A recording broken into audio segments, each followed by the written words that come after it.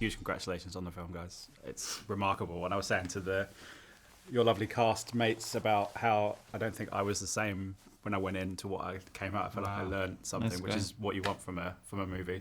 I just wondered for you two guys, your relationship in terms of actor, director. Obviously, you want to, they always say 90% of a director's job is casting. Mm-hmm. This is obviously a big challenge for somebody to take on. So I just wondered what your relationship was from the beginning and how it evolved over the shooting.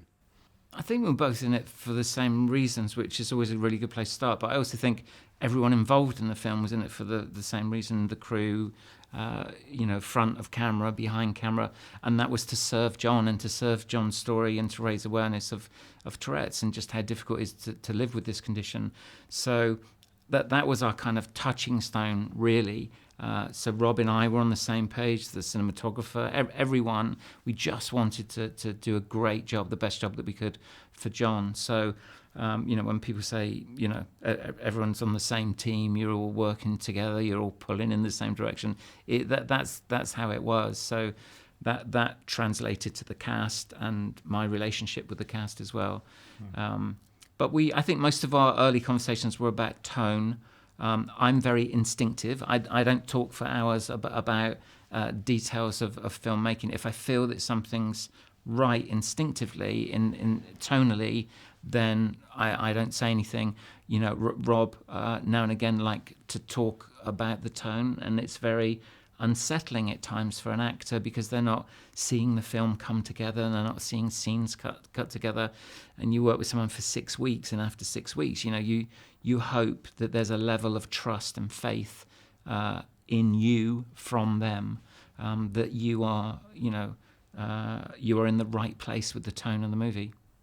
How was it for you? Yeah, I just really liked the collaborative nature of it. I do think that, as we started to shoot it, or even just in the beginning prep period, I could just notice that Kirk was up for working on it with me, shaping it together, and allowing a circumstance or to influence John's emotional journey throughout the course of a scene. So in that way, I've never shot a film like it, where the sort of story presented itself to you on the day. You knew that John had to go there, but then the way in which he went there was always, so different, and it really sort of, just sort of showed us really what it wanted to, which I've never done anything like that before.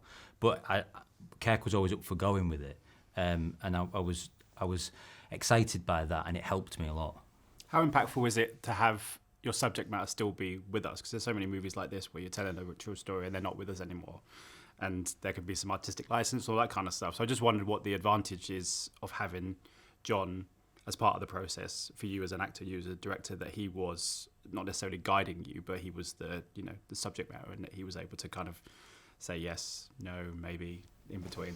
I think there's more pressure because you know that at some point down the line that you're going to actually sit in a cinema and watch it, which is what we did with John. Yeah. I insisted on screening it to him in a cinema on a big screen because of his Tourette's. He hadn't been to the cinema since he was 15 years old.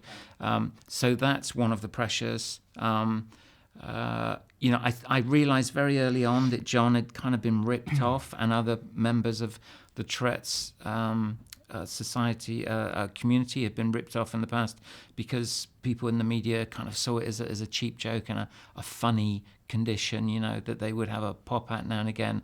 And for that reason, I wanted John to be an executive producer. And he said, well, what does that mean? And I said, well, I will give you a level of control. If I write something that you're not happy with, I'll change it until you are happy. If I've misunderstood anything, if you're upset by anything, tell me, I'll address it, and it won't be in the film. It's still an accurate portrayal of his life, but I didn't want there to be 1 second of the film that he felt uncomfortable with. We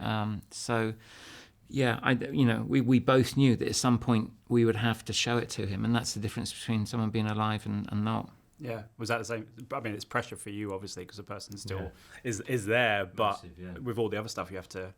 Yeah, he was really generous, though. He's a really generous person, and he taught me a lot about many things, and I loved my time with him, and still now, you know.